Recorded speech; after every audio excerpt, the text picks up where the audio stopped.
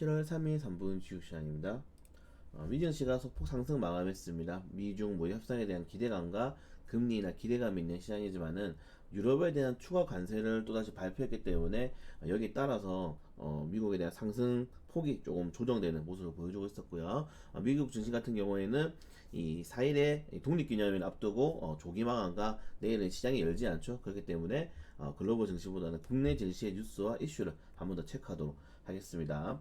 중국 같은 경우에는 이번에 금융 부분에서 외국인 투자 한도를 완전히 철폐하고, 그리고 추가적인 경기 부양 정책을 통해서 수수료를 인하를 하겠죠.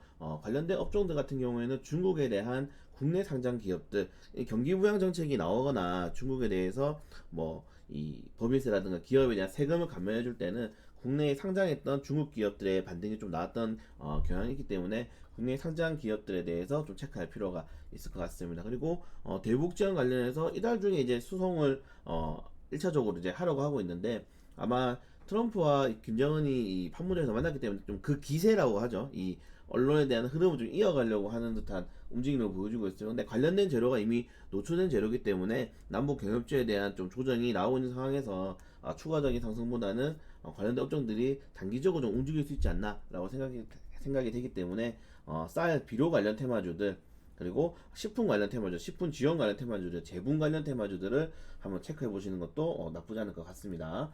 어제 아시아나 항공 관련 테마주들이 시간외로 상한가를 많이 갔는데, 에어부산이라든가 뭐 아시아나 IDT 상한가를 가면서 이 아시아나 항공에 대한 매각 이슈가 다시 한번 더 수면 위로 올라가고 있습니다. 특히 뭐 차트적으로 자리도 굉장히 괜찮은 종목들인데, 이 통매각을 할 것이냐, 말 그대로 아시아나와 계열사들을 한 번에 가지고 갈 것이냐, 아니면은 그 계열사들 좀 쪼개서 이 분리 매각을 할 것이냐는 이슈가 나왔는데, 이 분리 매각을 좀 분리 매각에 대해서 뉴스를 하는 언론도 좀 정해져 있어요. 제가 좀 조심해야 되는 이유가 다른 메이저 언론들이라든가 이런 언론들에서 분리 매각을 할 가능성이 크다라고 이런 뉴스가 쏟아져 나오면은 분리 매각에 대한 가능성이 좀 커지겠지만은 분리 매각에 대한 이런 뉴스와 이슈들은 어느 한 지정된 이 언론 매체에서 나오고 있다는 점, 이 점을 꼭 체크하시고요. 그리고 아시아나에서 어제 이제 이 산업은행이 우리는 통매각을 원칙으로 한다라고 밝혔지만은, 원래 이제 7월달에 이 매각 입찰자를 찾고 이번 연도 안에 매각을 마무리하려고 그러는데, 지금 매각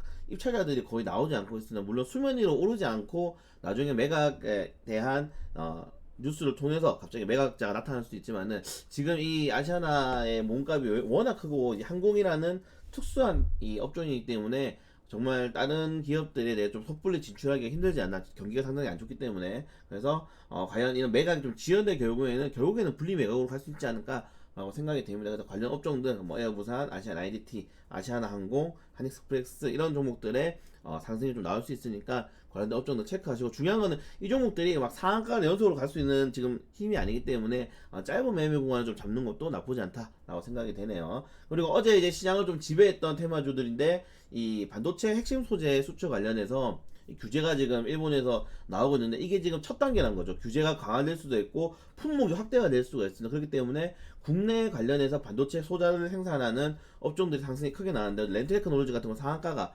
시작하자마자 그냥 상한가를 달아놓고 시작했고, 동진세미캠 같은 경우에는 납폭이 굉장히 컸죠. 그리고 장 후반에 FNS테크라든가 DNF 이런 종목들이 다시 한번 더 시장에서 좀 부각되면서 상승하는 모습을 보여주고 있습니다. 아직 테마군들이 형성이 되지 않았고, 솔직히 말씀드려서 정확하게 이 업종들이 어떤 제품들을 생산하고 있고 납품하고 있고 거기에 대한 재무적인 이 실적이 나타나지 않았어요. 말 그대로 기대감이기 때문에 관련된 업종들은 정말 짧은 이 추세가 나타날 수 있거든요. 그래서 이런 종목들도 뭐 상한가를 가버린다면 어쩔 수 없겠지만은 윗꼬리를 쫙 따면서 이제 고점 구간 좀 하락폭이 나올 때는 빠르게 좀 수익 매도로 전환하는 게 좋을 것 같다. 빠른 매매 구간을 잡는 게 제가 지금 타이밍이라고 말씀드리고 있는 겁니다. 그래서 빠른 매매 구간, 시장에서 주도주가 될 가능성이 크기 때문에 관련 업종들을 꼭 체크하지만은 정말 상한가 20% 이상 가는 종목들이 아니라면은 상승 중에 계속적으로 입절을 하면서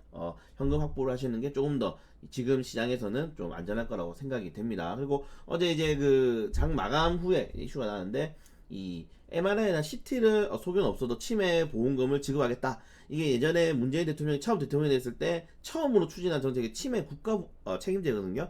추미애 국가 책임제도로 이어질 수 있는 테마와 재료가 다시 한번 나왔다라고 보시면 될 것 같습니다. 그렇기 때문에 관련 업종들이 지금 굉장히 바닥 구간에 있어요. 이 제약바이오 업종들이 최근에 바닥 구간에 있었고 좀 부침이 있었기 때문에 이런 관련 업종들이 좀 중장기적으로 지금 치매 환자 수가 계속적으로 늘고 있기 때문에 중장기적으로 다시 한번 더 만약에 국가 책임제라든가 아니면 정부의 보조금 지원 정책이라든가 이게 문재인 케어가 나오면서 이제 추가적으로 업종 이런 이슈들이 나오겠죠. 관련 이슈들이 나오게 된다면은 좀 몇 종목은 테마주로 부각이 되어서 주도 시장에서 수혜주가 될 수 있지 않을까라고 생각이 됩니다. 그렇기 때문에 관련 업종들을 꼭 잘 살펴보셔야 되고 치매 관련 종목은 솔직히 좀 엄청 많죠. 제약바이오 대형주들은 거의 치매 관련해서 사업을 영위하고 있기 때문에 관련 업종들을 좀 체크리스트에 등록해 놓으시고 상승하는 종목들 수급이 들어오는 종목들에 대해서 아침에 주도주로 좀 이 종목이 편입될 수 있겠구나 라고 생각하고 시장에 대응하시는 게 좋을 것 같습니다. 오늘